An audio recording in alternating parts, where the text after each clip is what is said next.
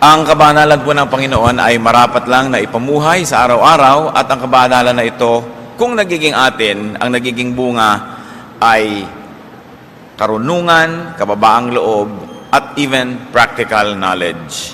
Akala natin po yung pagiging makadiyos ay yung lamang mga high theological issues, but actually, sinasabi natin, Thy kingdom come, Thy will be done on earth as it is in heaven.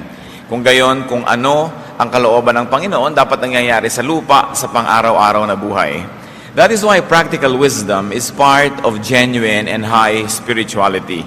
At kung practical wisdom din lang ang pag-uusapan, wala na yatang hihigit pa sa halaga ng Proverbs o mga kawikaan. Sapagkat ang mga Proverbs ay mga inipon na karunungan ng maraming saling lahi, ng maraming nag-iisip at nag-o-observe sa buhay, at ito ay pinakikita sa maiigsing mga pangungusap na punong-puno ng kayamanan. Kumbaga parang latik na galing sa napakaraming gata, na galing sa napakaraming nyog, pinaliit, kinonsentrate para lalong masarap at lalong mabuti. At ito po yung Proverbs. So the Bible is not only high theology, but also very practical wisdom. It is heaven on earth. At sa atin ngayong paghahanap ng heaven on earth, pag-apply ng matatayog ng mga diwa sa ating pang-araw-araw na buhay, hahanapin natin sa Proverbs. And we will look for 8 proverb no-nos on work and money matters. Napakaraming sinasabi ng Proverbs na huwag gawin. At ngayon po ang titingnan natin, 8 dapat na iwasan, hindi dapat gawin, tungkol sa paghahanap buhay, sa pagtatrabaho, at sa mga bagay na may kinalaman sa ating pananalapi. Amang Diyos, salamat sapagkat kayo ay God of wisdom, God of everyday life. Humihingi kami ng karunungan na maunawa yung salita at nan sa ganon, magkaroon ng magagandang bunga sa pang-araw-araw na pamumuhay. Salamat po sa iyong karunungan na ibinibigay sa amin. Patawarin niyo po kami sa aming mga kasalanan, linisin niyo kami sa aming mga pagkukulang, at nawa, Panginoon, kayo ang mangusap. Salamat sa pag-iingat niyo sa mga tagumpay na ibinibigay. Salamat sa pagkandili niyo sa amin. Turuan niyo kami ngayon, at nawa sa pagtuturo niyo, ilayo nyo kami sa mga kasalanan, sa mga kamalian, sa mga panlilito ng kaaway. At ganon din, ilayo nyo kami sa masasamang tao at masasamang espiritu. Let your wisdom prevail in our lives, and may we come out of this activity enriched by you, empowered to have a much better life. Father, teach us. In the name of Jesus, your Son, our Lord, we pray. 8 proverb no-nos on work and money matter. No, number 1, do not deny rewards to those who deserve them. Isang uri ng kabanalan na hindi natin ipagkait ang mabubuting bagay, gantimpala at kagandahang loob sa mga karapat-dapat na tumanggap nito. Proverbs 3:27, do not withhold good from those who deserve it when it is in your power to act. Kung kaya rin lang natin, abot kaya natin, ay huwag na nating tatagalan pa, huwag na nating pinahahaba pa ang paghihintay ng mga taong dapat ay tumanggap sa atin ng kabayaran o kaya ay gantimpala. Luke 10:7, for the worker deserves his wages. So unang-una na dapat na mag-isip-isip nito ay yung mga nagpapasahod, nagpapasweldo, yung may mga empleyado. Na huwag nang i-delay pa, kung pwedeng ibigay na, kailangan na ngayon, ibigay na. Huwag nang tagalan pa. At ibigay yung tamang amount sa tamang panahon because the laborer deserves his wages. In Romans 13:8, let no debt remain outstanding. Kung sa gayon, hindi lang mga utang na pinansyal, hindi lang mga babayarin sa pananalapi, kundi pati ang pagbabayad at panunukli sa utang na loob. So that we return love for love. We give back to those who give to us. We smile back to those who smile at us. Sabi, dapat wala kang utang. Dapat lagi ka nagbabayad. So ang ginagawang mabuti sa iyo, lagi mong susuklian at susuklian agad-agad, huwag nag-ipaghintay pa. Do not delay the dispensation of good things. Kuminsan, madali nating malimutan na hindi lang yan tungkol sa pera at pagbabayad ng mga utang, kundi paggawa ng mabuti sa ating mga mahal sa buhay. Kuminsan, meron kang intensyon na i-blow out naman ng iyong asawa, ipasyal naman ng iyong mga anak, o kaya ay pakainin naman yung mga taong may mga nagagawang mabuti sa iyo, pero hanggang gano'n na lang, hanggang plano na lang. One good act is better than 1,000 good intentions. Hindi mo pwedeng sabihin sa isang taong namatay na balak pa naman sana kitang dalawin next month at dala ng prutas. Namatay na eh. Hindi mo pwedeng sabihin sa isang tao na lumayo na ang loob sa iyo, na balak sana kitang ipasyal, mahalin, balak kitang isipin at pag-isipan lagi, pero lumayo na yung loob, hindi mo na maibalik, nahuli. Sabi nga ng mga matatanda, aanhin pa daw ang damo kung patay na ang kabayo. Kaya kung meron tayong mabuting magagawa, mabuting binabalak gawin, gawin na. Una, hindi tayo nakakatiyak na pag ginawa natin yon ay welcome pa doon sa tatanggap yung ibibigay natin. Hindi rin natin alam kung siya'y malusog pa o buhay pa o gising pa, kumpleto pa ang pag-iisip sa panahon na gusto nating ibigay. At hindi rin natin alam kung sa panahon na gusto nating ibigay yon, tayo'y malakas pa o buhay pa. Dapat ibigay na natin agad ang mga dapat ibigay. Proverbs 3:28, do not say to your neighbor, come back later, I'll give it tomorrow, when you now have it with you. Nanghihiram, humihingi, nagpapatulong ang tao, pwede mo nang ibigay, papatagalin mo pa. Kung minsan merong nanghihiram sa'yo ng pera, pero sige, next week gagawa ako ng paraan, pero kaya mo na ngayon. Pero ayaw mo namang magmukhang dali-dali kang nagkapera dahil baka kaabusuhin. Pwede mo naman sabihin, alam mo, ang tagal-tagal kong inipon-ipon ito, o eto ngayon, na sabi mo rin na hindi naman ganun kadaling maglabas sa'yo ng pera para hindi ka abusuhin, pero hindi mo naman tinagalan pa ang pwede mong ibigay na. Kindness delayed is kindness denied. No? Bakit naman gusto natin at sinasabi sa Biblia na ibigay mo na yung dapat ibigay, huwag mo nang tagalan? Una, dahil mahal ng Diyos yung mga nangangailangan na dapat nating tulungan. Pero huwag nating kakalimutan na ipinagagawa sa atin yon dahil mahal din tayo ng Diyos. Dahil alam ng Diyos na una, lahat ng ginagawa nating mabuti ay aani din tayo. So bakit mo tatagalan ng pagtatanim? Di tumagal din yung pag-aani. Na-delay din yon. At alam din ng Diyos na kung meron tayong mabuting kalooban at ninanais gawin na mabuti, pag hindi natin nagawa at hindi na tayo nagkaroon ng pagkakataong gawin yon, maaari tayong pahirapan ng ating budhi. Feelings of guilt will haunt you, you will feel bad, and it is not good for you and for your health. Kaya sa Proverbs, makikita natin lahat yung kabutihan na yan. Hindi lang pang ibabaw ng mga kabutihan, hindi lang yung mga instant results, kundi may malalalim na counterpart yan in the spiritual world na kahit hindi natin nauunawa ngayon, sundin na lang. Hindi magiging Proverbs ang Proverbs kung yan ay hindi napatunayan ng maraming saling lahi at ng mahabang panahon ng pagsunod at pagsuway na tama nga yan. So sundin natin dahil nauunawaan, at kung hindi nauunawaan, sundin pa rin. Kesa naman ang ating pairalin sa ating buhay ay kamangmangan, katigasan ng ulo, sapagkat yang nakasulat dyan ay napatunayan na totoo at epektibo. At huwag ding mambitin.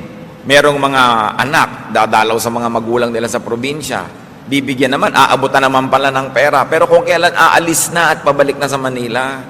Samantalang iisip-isip yung matatanda, ano kaya ang bibiling kong ulam? Ano kaya ang ipapakain ko sa mga ito? Magkano kaya ang ibibigay sa akin? Uubusin ko kaya itong nalalabi kong savings dito? Paano kung konti lang ang ibigay? Paano na ako bibili ng gamot ko? Etc. etc.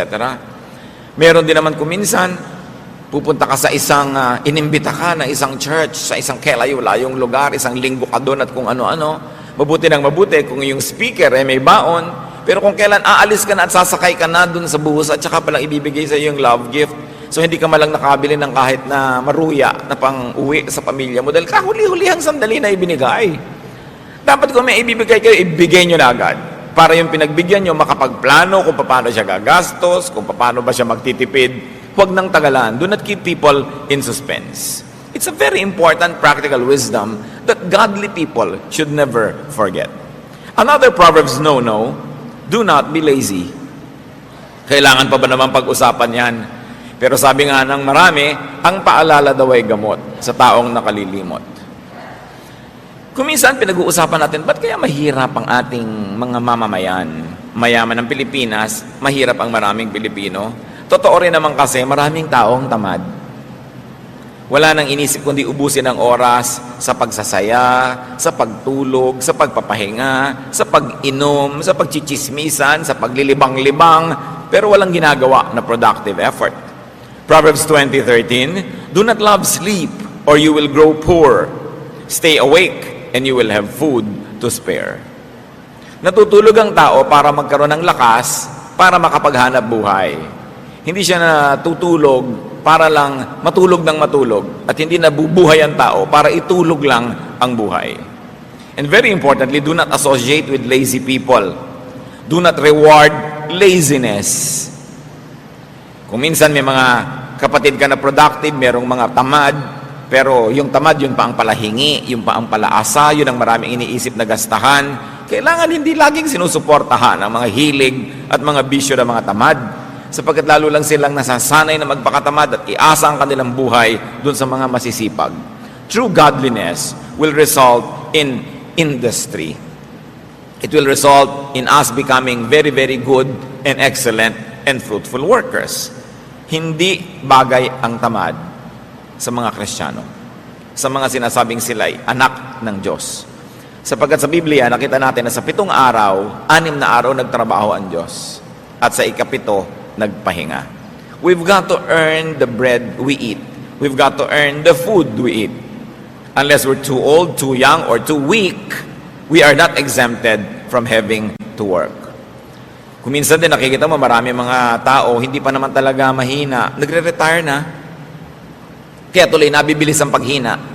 We can semi-retire, we can slow down a little bit, pero habang nabubuhay ang tao, mas magandang productive siya. Naghahanap buhay pa rin. Habang kaya ng isang tao na siya ay kumita fully o partially, dapat ginagawa yon. Hindi yung ambisyon na lang natin. Kung minsan, iasa na lang ang buong panahon ng pagtanda natin sa ating mga anak. Bagamat mabuti, mainam, dapat na ang mga anak ay maging supportive sa mga parents. Mabuti rin na ang mga magulang, habang kaya natin, huwag muna tayong umasa. No? Kasi kung minsan, yung mga anak din naman natin, hindi na mapag-abot-abot ang kinikita nila, pagkatapos mag-aasawa pa sila, magpupundar, magsisimula sa buhay, nakagagapos sila. Minsan hindi na sila makaangat-angat, hindi na sila maka-take off sa dami ng daladala ng mga umaasa sa kanila. Ngayon, mainam lang umasa kung tayo sobrang tanda na nga, o sobrang bata pa lang, o sobrang mahina ang katawan natin dahil tayo may karamdaman. But we should always be productive. At ang tao talaga, pati yung mga brain cells niya, nare-refresh, nare-renew, kung siya lagi nagtatrabaho at na-challenge mag-isip, hindi yung inaagad natin at dinadalian ang sobrang pagpapahinga, sapagkat yan ay hindi rin nakakabuti sa ating sariling kalusugan. Do not be lazy. And another Proverbs no-no is do not cheat in business.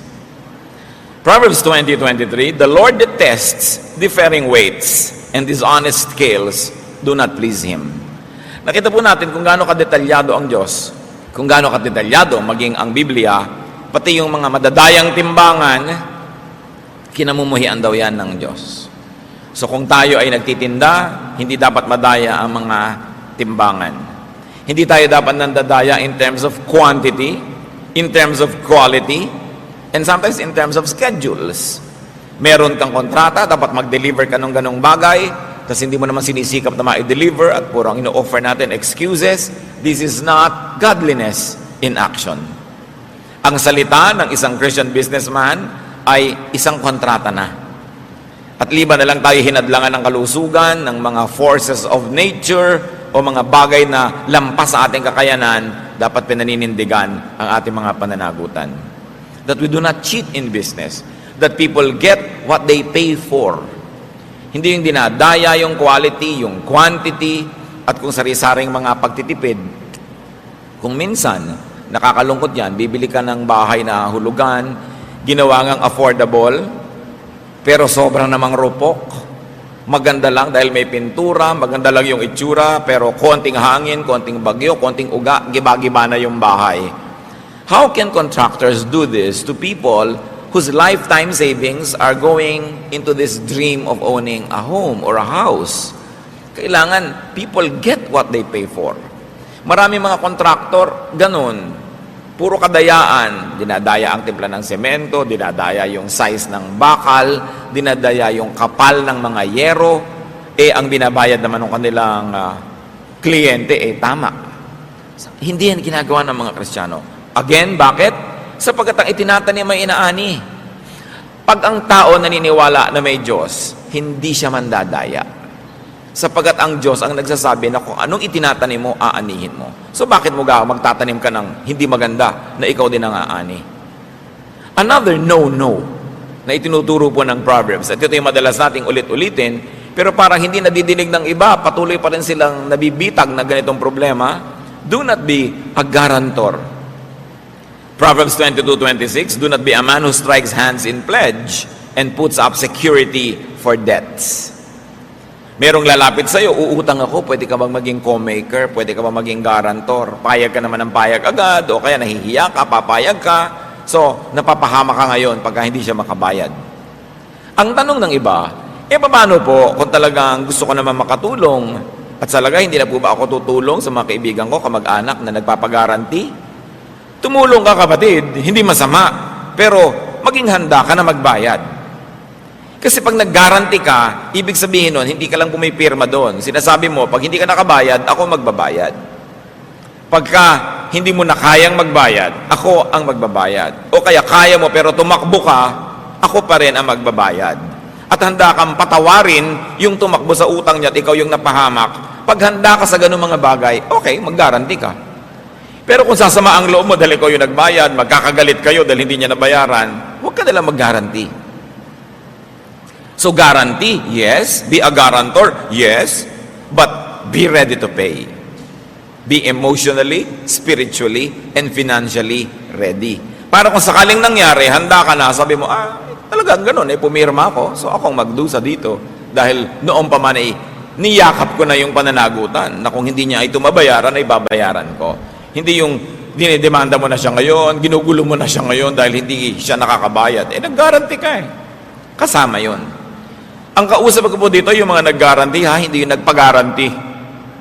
Kailangan kung nagpag-guarantee ka, talagang sukdang mahubaran ka na ng lahat ng mahuhubad sa'yo, ibayad mo muna bago mo ipahamak yung nag-guarantee sa'yo. Hindi yung bigla ka na lang mawawala. Mayroong mga ganyan at napakahirap talaga yung namamagitan ka. Yung may investment, may investor, ikaw nagsabi, investor, mag-invest ka dito. Tapos ito, nalugi, ito ngayon nagagalit sa'yo. O kaya ito tumakbo na 1, 2, 3 niya si investor, ikaw ngayon ang naipit. Ang hirap nun. So habang hindi kayo handa talaga na magbayad emotionally, spiritually, financially, huwag din kayong mamagitan sa ganung mga bagay. Ilang mga tao na ang alam natin na talagang tumakbo, na nirahan na sa ibang bansa, nag-exile na forever dahil napagitan sila sa ganung mga transaction. Naipit sila. Yung iba, alam naman nila at sinasadya nila, pero marami, inosente talaga, hindi nila alam na doon magwawakasyon. Yung mga nag-i-invest naman, tatandaan ninyo, ang investment, may kakambal yan na peligro. Walang guaranteed income. Hindi tayo tiyak kung anong talagang kakasigurado ka nakikita ang investment. Kaya pag may lumalapit sa inyo, sir, ma'am, sister, brother, mag-invest ka dito, siguradong kikita ito. So ang itatanong mo, love mo ba ako? O kaya kung hindi mo tanungin siya ng diretsahan, itanong mo sa sarili mo, love ba niya ako? Kasi kung ang sagot nyo, no or maybe, huwag kayong mag-invest. Bakit? Alam pala niyang tiyak na nakikita, ba't hindi niya ialok sa nanay niya, sa tatay niya, sa kapatid niya? Kasi yun ang mga love niya Ba't sa inyo? Doon pa lang mag-isip na kayo. Sure na sure ka pala Bakit hindi mo hubarin yung hikaw mo, ibenta mo at i-invest mo? Sure na sure ka pala, nakikita yung investment. Bakit bumili ka ng bagong kotse? Bakit meron kang bagong bahay? Bakit bumili ka ng bagong condo unit? Ba't hindi mo in-invest? Sure na sure ka pala, nadadami yung pera sa investment na yan. Kaya yung mga nadadaya, kasi din, nagpapadaya. Nagbubulag-bulagan. Yung mga nag-eengganyo sa atin na mag-invest, tapos sabihin mo, ay, ang ganda ng bag niya, original na Gucci, original na ganito. Uy, ang ganda ng bahay niya, kabibili lang niya ng bagong kotse. Ang una niyong iisipin, hindi itong, wow, kumikita talaga ang investment niya. Hindi yon. Pinagkakakitaan kayo, kaya siya nakakabili. Yun ang isipin niyo. Pangalawa, huwag niyong isipin na kumikita talaga ang investment, kaya siya nakakabili. Kasi kung kumikita talaga yon, bawat perang hawak niya, i-invest niya rin. Dahil kumikita pala kasi ang mga tao, umaandar kumisan sa atin yung inggit at kasakiman. Ang ganda ng bag niya. Siguro pag nag-invest ako sa ino-offer niya, makakabili din ako noon. Ang dami niyang cellphone, 5. So siguro ako makakapito pa ako, mag-i-invest din ako. Nakikita nyo, gasta ng gasta. Pakakaulit-ulitin ko, kung nakakatayak siya sa investment na ino-offer niya, hindi siya gagasta, i-invest niya yung pera doon. Pero ba't siya gastos ng gastos? Kasi meron siya mga nadedenggoy ng mga tao.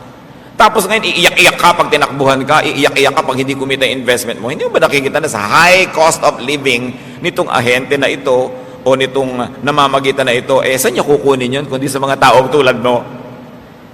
Kaunting pag-iisip, makakaiwas tayo sa maraming dilubyo. So do not be a guarantor and do not believe people who always guarantee. Lagi akong may doubt sa ganyan. Yung nag-a-apply na driver, kaya mo ba na drive-in tong ganito? Opo, kayang-kaya ko yan. Pagka sinabi yung kayang-kaya, mag-doubt kayo. Dahil yung mga tunay na marurunong, tingnan nyo po, tingnan natin, sisikapin po natin. Kasi dinadaya ka na maraming mga pangako. Yung mahilig mangako, walang laman sa loob. Kaya dapat ang tao nag-iisip-isip, no? Pagka sinabi mo sa ng isang tao, lumiligaw sa'yo, mamahalin mo ba ako for life? Pag sabi niya, yes, promise. Mag-doubt ka. Kasi yung tunay na tao nagmamahal, ang sasabihin niya, I'll do my best, sisikapin ko. Dahil alam niya na pwede rin naman siyang matempt, pwede rin siyang magkulang. Yun ang mas honest na paraan at mas katanggap-tanggap at mas kapanipaniwala. Huwag tayo nagpapadala sa mga magagandang mga salita. Another no-no na itinuturo sa atin ng Proverbs, do not land grab. Proverbs 22:28, do not move an ancient boundary stone set up by your forefathers. Gumamit dito ng isang activity na talagang ginagawa ng marami, binubunot nila yung muhon, yung mga boundary ng lupa, kinakain yung kapitbahay para lumaki ang kanilang area. Do not take what is not yours. At sa pag-aagaw ng lupa na ganito, hindi lang literal na lupa ang pinag-uusapan. Do not grab credit if you don't deserve it. Kung hindi ikaw ang nag-isip ng isang ideya, huwag mong palabasin na ikaw ang nag-isip nun. Pagka hindi ikaw ang nakahanap ng hinahanap, huwag mong palabasin na ikaw ang nakakita nun. In other words, get what you only earn and deserve and what you really own. Hindi ka dapat mangaagaw. Once more, bakit? Because you harvest what you plant. Magtagumpay ka man na makapang-agaw ngayon, babalikan ka niyan at maaagawan ka. Kung minsan hindi mo alam na aagawan ka pala, akala mo nagtagumpay yung mga pang-aagaw mo noon, hindi mo nakikita na higit lalo palang dapat kang maraming tinanggap kung hindi ka naagawan bilang ganti sa mga pang-aagaw na ginawa mo. Lalong-lalo na huwag na mga agaw ng asawa ng may asawa. Diba? Talagang napakalaking gulo ang lilikain mo noon. Good manners and right conduct, merong magnobyo na, huwag ka namang agaw. Ngayon, kung nagkagalit sila, nagkasira, at saka ka nila magparamdam na available ka. Pero yung magkasama na, may usapan na, guguluhin mo pa, pang-aagaw ang ganyan mga bagay.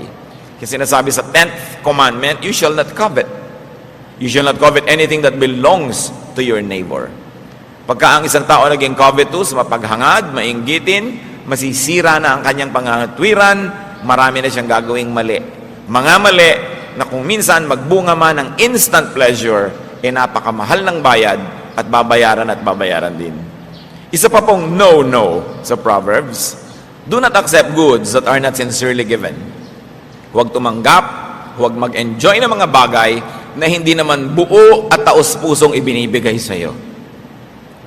Proverbs 23:6-8, do not eat the food of a stingy man, do not crave his delicacies. For he is the kind of man who is always thinking about the cost. So yung mga matutuos daw na tao, kwenta ng kwenta, naku, huwag ka nalang magpalibre dyan. Huwag ka nalang tumanggap ng mga bagay na galing sa kanya. Kukwentahan ka niya. At hindi ka pa nakatatalikod, sinisimulan na niyang balakin kung paano ka sisingilin.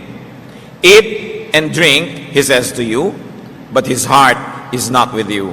You will vomit up the little you have eaten, and you will have wasted your compliments. Kung hindi daw taos-puso ang pagbibigay, huwag mo na lang tanggapin. Sabi na matatanda, kung hindi ukol, hindi bubukol. Hindi talaga para sa'yo, kahit makuha mo, medyo nahiya-hiya, ibinigay sa'yo dahil ang pilit-pilit mo, hindi mo rin ma-enjoy yon. Sabi, you will vomit what you have eaten. Mahirap kumisang maunawaan ang kahulugan ng mga salitang ito. Dahil merong mga talagang eat and run, ano ngayon kung ayaw niya, nakain ko naman. Ano ngayon kung ayaw niya ibigay, nakuha ko naman.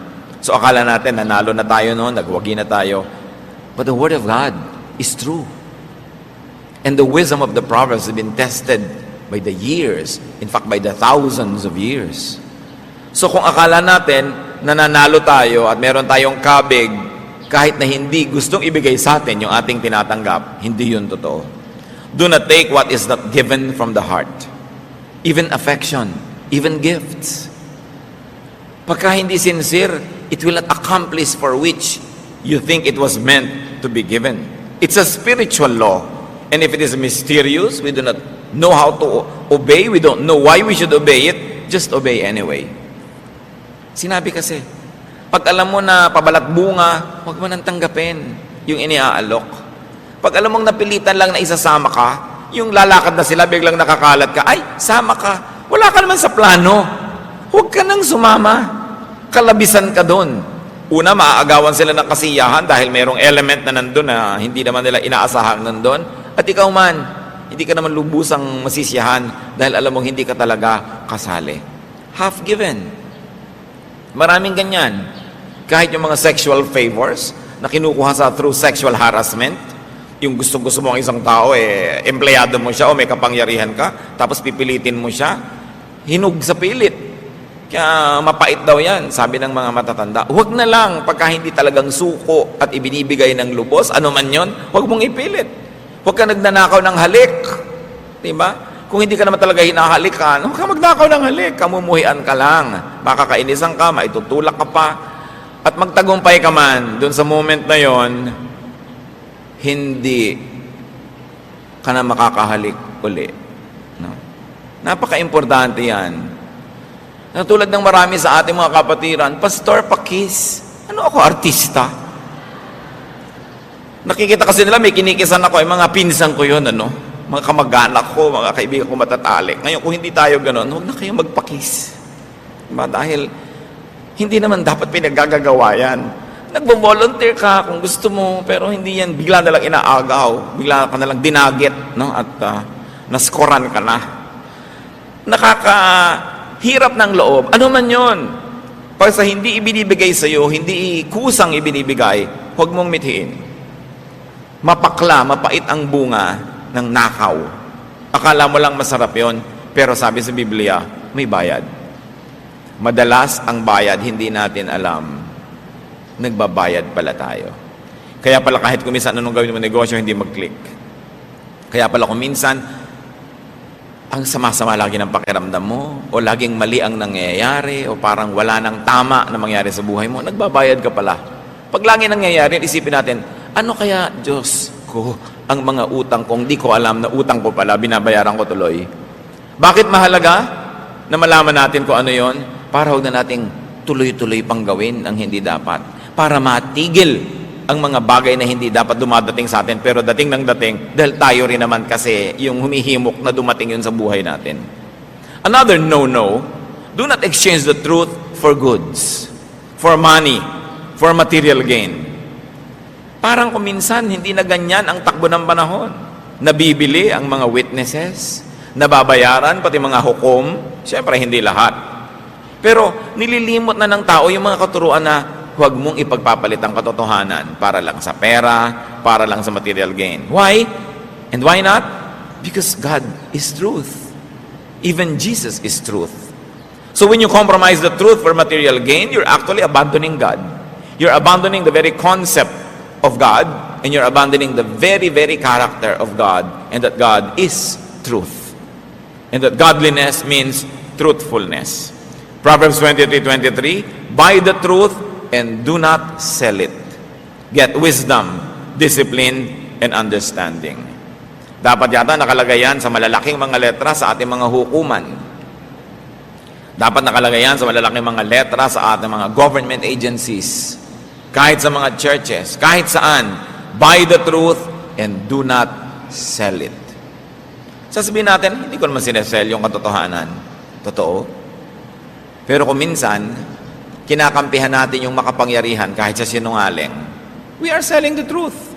We are selling out on our truthfulness. Kung minsan may naaaping isang tao na makatotohanan, makadiyos, hindi ka nalang kikibo. Kasi yung nang-aapi, makapangyarihan, may pera, o may napapala ka sa kanya. That is a way of selling the truth. Nabebenta ang katotohanan, nabibili ang tao. nagbubulag-bulagan siya sa kasinungalingan, o siya mismo ay nagsisinungaling, o hinahayaan niya na umira lang kasinungalingan dahil meron siyang napapala sa pagbubulag-bulagan at pagbibingi-bingihan. Pero isang uri ng pagtataksil sa Diyos, sapagat ang Diyos ay katotohanan.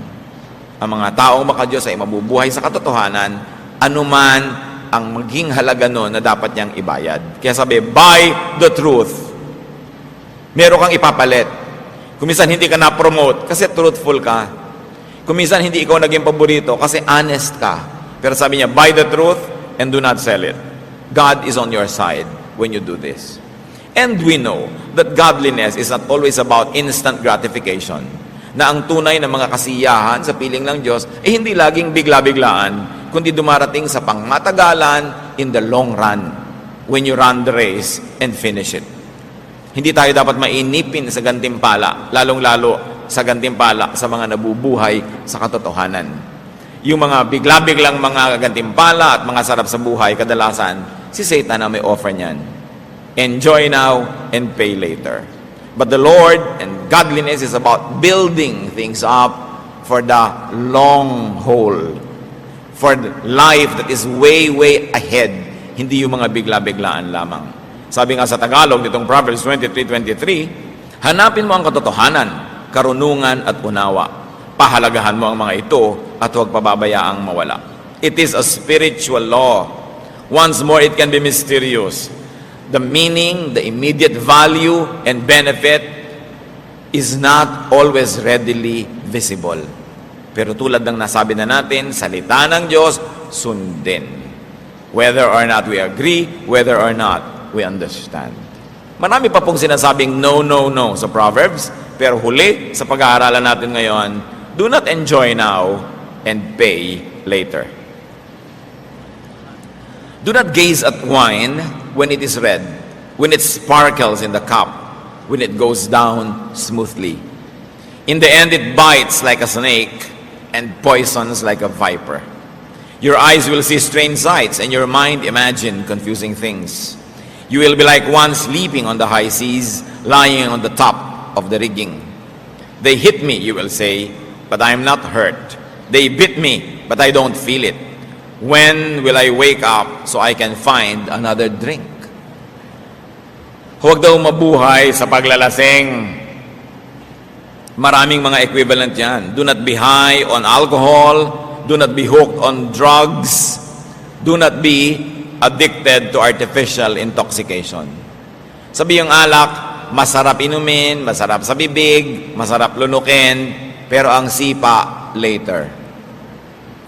Kaya pa nating maintindihan kasi yung mga wine na ginagawa sa Mediterranean areas, sa Israel, sa Greece, sa Spain, sa Italy, yung sa mga area na yan, yung wine talaga masarap sa bibig.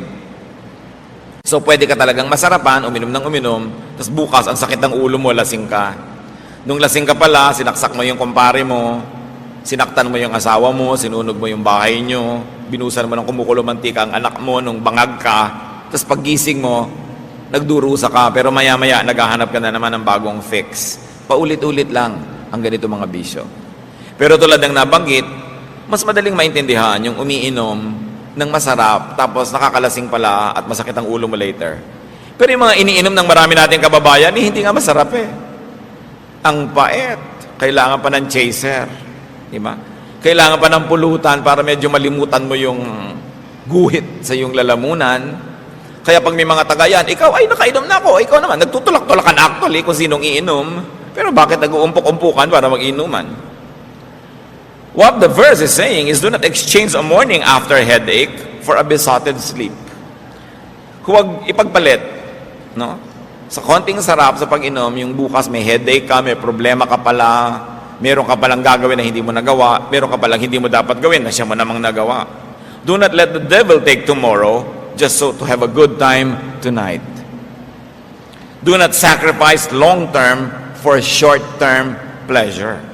And do not rest now and then work later because you did not do your work at the time that you should be doing it. Plant first. Do the right thing first so that you will harvest at the right time. Isa yan sa mga dapat nating laging tandaan. Lalo sa ating kultura. Lagi na lang nagiinuman ng mga tao. Bakit naman yung mga tunay na lalaki, hindi na makapagkita-kita ng hindi nalalasing? At hindi naman titigil uminom hanggang hindi lasing. Sana uminom lang ng kote tapos tumigil na. Pero hindi, talagang 8 cases ng beer. Talagang hindi sila titigil hanggang hindi mga lango. Talagang hindi titigil hanggang hindi sila nag-aaway. Ang dami-dami naman magkakasundo nung nagsisimulang inuman, tapos mamaya nagsasaksakan na pala. Paano? Weak characters lean on strong drink. Yung mga duwag, hindi makapagsalita kundi lasing. Yung mga mahihina ang loob, hindi makapagtapat kung hindi lasing. Kailangan pa nilang lasingin ang mga sarili nila, tapos tatawagin nila yung sarili ang tunay na lalaki. Kailangan mong malasing para ka tumapang. Anong tunay doon? Kailangan nating i-review yan kasi tuwing na lang may fiesta, tuwing na lamang may birthday, tuwing na lamang may okasyon, lagi na lang hindi nawawala ng pasyente sa ospital pagkatapos kasi may nagsaksakan ng basag na bote, may nag-away. At tuwing may naglalasing na mama, may ninenervyos na ginang. May ninenervyos sa mga anak sapagkat ang kanilang papa-papa na ang bait-bait pag nalalasing nagiging halimaw. So bakit kailangan gawin ang mga bagay na ito? Paulit-ulit na lang. Tingnan ninyo, generation to generation to generation, yung mga tatay na mangiinom, nagkakaroon ng mga anak na mangiinom, nagkakaroon ng mga apong mangiinom, na usually pare-pareho naman silang nakalugmok sa kahirapan, pare-pareho mga lubog sa utang, pare-parehong walang maging bunga ang buhay, hindi pa rin natuto na dapat baguhin ang paraan ng pamumuhay. Kailangang tigilan ang ganito mga bisyo. So work, business, money matters are very important elements of life. Kaya nasa Proverbs. Kaya nasa Biblia. The Bible, and now very especially the Proverbs, teach us on work ethics. Teach us on the way to a good life. They teach us values concerning money, business ethics, work ethics. Because spirituality should also be concerned about the here and now, about concrete realities. So we should learn from the Proverbs. Ama namin, salamat sapagkat marami kayong mga itinuturo. Yung iba alam na namin, kaya lang kailangan laging sariwain dahil nalilimutan din naman kahit alam. At yung mga iba, hindi masyadong madaling maintindihan. Turuan mo kami, Panginoong, unay unawain ang iyong mga pinagbabawal na ito. At makita namin yung karunungan mo kung ba't ito'y ayaw mong gawin namin sa buhay. Ngunit kung may mga bagay na hindi namin lubos maunawa, sumunod na lang kami. Sapagkat alam namin, Panginoon, ang iyong salita ay hindi pwedeng maging mali. Ituro mo sa amin na pakinabangan ng mga salita dito sa Biblia sa pamamagitan ng pagsunod sa kanila sapagkat ito'y napatunayan na ng marami mga saling lahi at ito'y patuloy na nangungusap sa amin. Magbulay-bulay tayo mga kapatid kung ano man ang mga practical considerations that we should do because of this review. Sa palagay ko naman, walang bago tayong pinag-aralan, pero kailangan laging balik-balikan yung mga basics sa buhay sapagkat madalas yun ang nalilimutan. Ano ang mga dapat nating gawin bilang reaction sa mga paalalang ito? At kung meron man tayong 1 o 2 practical things that we should do, sasabihin natin, ito gagawin ko, ito hindi ko gagawin, nakinabang tayo ng lubos sa pagtitipon-tipon, sa pagsamba, at sa pag-aaral ng salita ng Panginoon. Magbulay-bulay tayo sa ilang saglit ng katahimikan.